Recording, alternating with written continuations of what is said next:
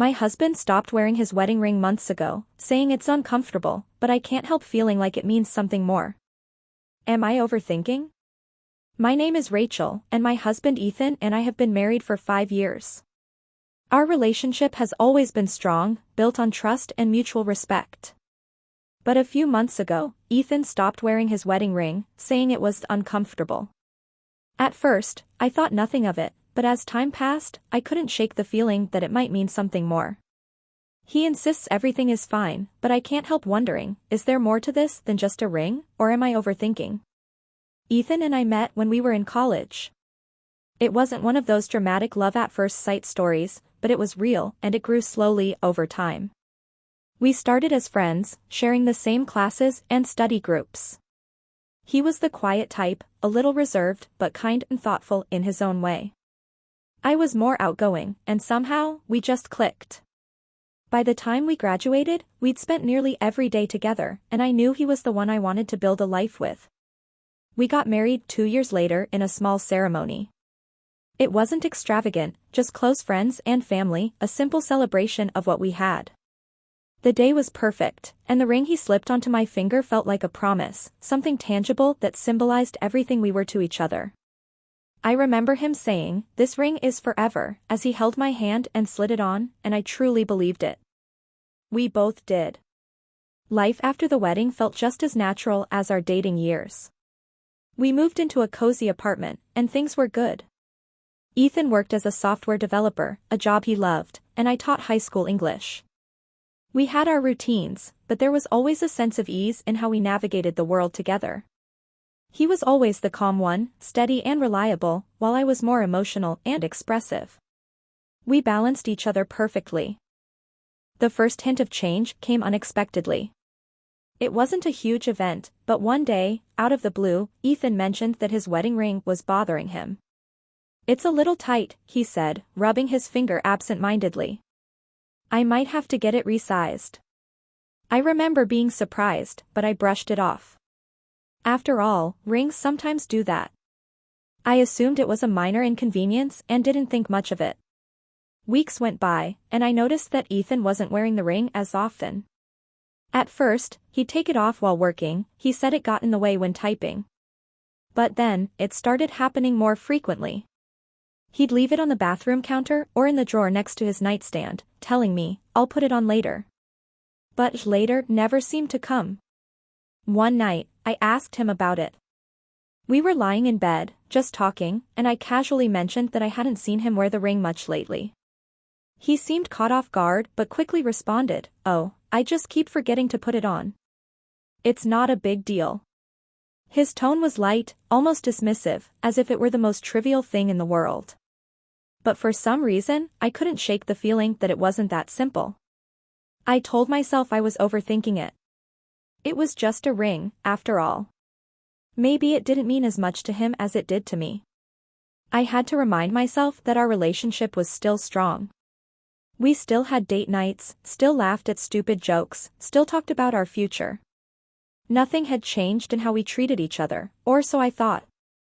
But the absence of the ring lingered in my mind, a small but growing question that I couldn't quite answer.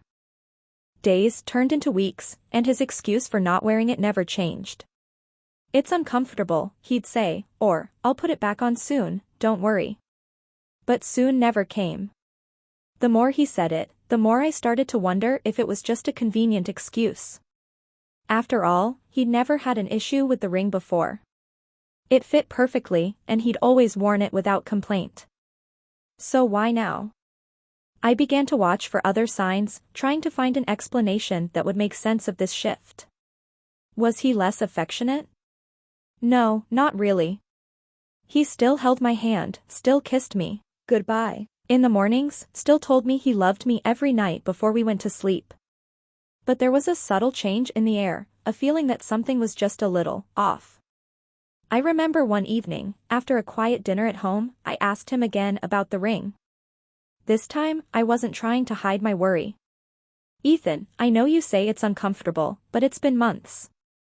Are you sure that's all it is?" He looked at me, his eyes soft, but there was something guarded about his expression. "Rachel, I'm not trying to make you feel bad," he said slowly. I just. I don't know.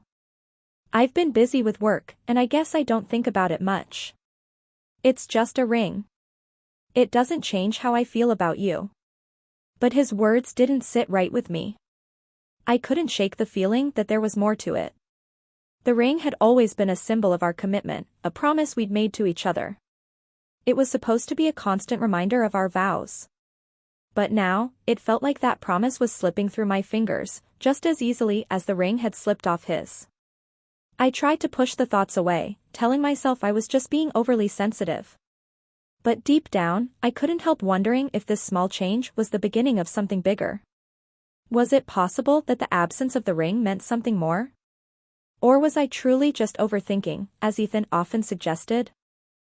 What I didn't realize at the time was that this moment, the moment the ring stopped being a part of our daily lives, would be the start of a journey that would make me question everything I thought I knew about our relationship. And I had no idea where it would lead. As the weeks passed, the absence of Ethan's wedding ring began to weigh on me more heavily. His excuses felt emptier each time, and I started to notice other small things, little moments that I hadn't paid attention to before. He'd come home late more often, sometimes barely acknowledging me as I prepared dinner or settled in for the evening. When I asked about his day, his responses became shorter, less engaged. It wasn't that he was distant, but there was a certain emotional withdrawal that I couldn't ignore. One night, I caught him staring at his phone more than usual. Normally, we'd talk or watch TV together, but lately, he seemed distracted. I couldn't help but feel like there was something he wasn't telling me, some unspoken truth that he was holding back. His ring was gone, but so was his presence in the small moments that had once made us feel so connected. I decided to confront him again. This time, it wasn't just about the ring, it was about everything that had started to feel different. Ethan, I don't want to make a big deal out of this, but something's off, I said, trying to keep my voice steady. You've stopped wearing your ring, you're distant, and I feel like we're not on the same page anymore. Is there something going on that you're not telling me? He hesitated, the tension in the room palpable. I don't know what you want me to say, Rachel. It's just, work's been stressful, and I guess I've been distracted. The ring, it's not a big deal. His words stung, but it was the lack of emotion in his voice that hit me hardest. It wasn't the same Ethan I knew. The man who once looked at me with affection, who would wear his ring with pride, seemed to be slipping away. I knew something was changing, but I couldn't understand why. I kept telling myself it was just a phase, that he was going through a rough patch. But the more I thought about it, the more I realized the ring wasn't the only thing missing. The distance between us was growing, and I wasn't sure how to close the gap. As the days went by, I couldn't shake the feeling that something was wrong, but I didn't know how to address it with Ethan anymore. His indifference was starting to break me down, and I needed someone to talk to. That's when I decided to confide in my parents. They had always been my emotional anchors, the people I turned to when I was uncertain about anything. But this time, I wasn't sure how they'd react to my growing concerns. One evening, after dinner, I called my mom. Her voice was warm, as always, but I could tell she sensed the unease in mine. Rachel, what's going on? She asked gently. I hesitated, not sure where to start, but eventually, the words spilled out. Mom, Ethan stopped wearing his wedding ring months ago. He says it's uncomfortable, but I can't shake the feeling that it's more than that. He's distant, and I'm worried that maybe he's pulling away from me. There was a pause on the other end of the line, and I could almost hear my mom thinking. Sweetheart, have you talked to him about it? I mean, really talked to him, she asked softly. I have, I replied. But every time I bring it up, he brushes it off. He says it's no big deal, that work is stressful, that I'm overthinking it. But I don't know. I feel like I'm losing him. Mom sighed, her voice comforting but firm. You're not overthinking, Rachel. Relationships change, and sometimes, people don't communicate what's really going on inside. Maybe Ethan's going through something he doesn't know how to talk about, or maybe there's something he's afraid to admit.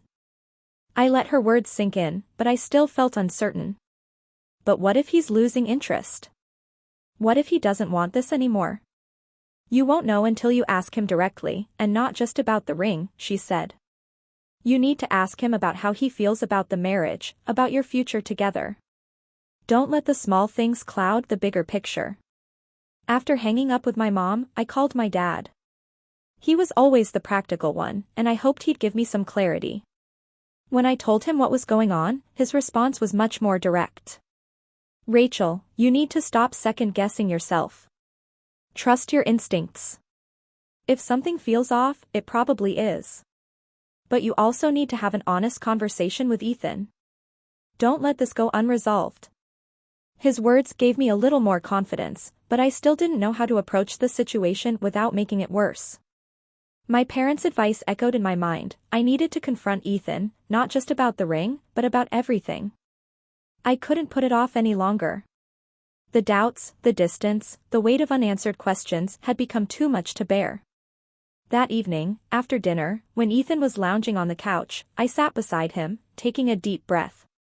My heart was racing, but I knew this was the moment. Ethan, we need to talk, I said, my voice steady but laced with a quiet urgency. He looked up from his phone, his eyes soft but distracted. About what? About us, I replied, turning to face him. About everything that's been happening. He shifted, clearly uncomfortable, but nodded. Okay. What's on your mind? I hesitated for a moment, gathering my thoughts. I've been thinking a lot about the last few months. About how you stopped wearing your wedding ring. And how you've been distant. You say it's nothing, but it feels like something's changed, Ethan. And I can't just ignore it anymore. His eyes flickered for a moment, but he quickly averted his gaze, his fingers drumming on the armrest. Rachel, we've been over this. It's just a ring. It doesn't mean anything. I felt a knot tighten in my stomach. But it's not just about the ring, Ethan. It's about how you've been pulling away from me. It's like I don't even know you anymore.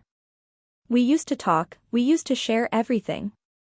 Now it feels like I'm just a part of your routine. He ran a hand through his hair, looking frustrated.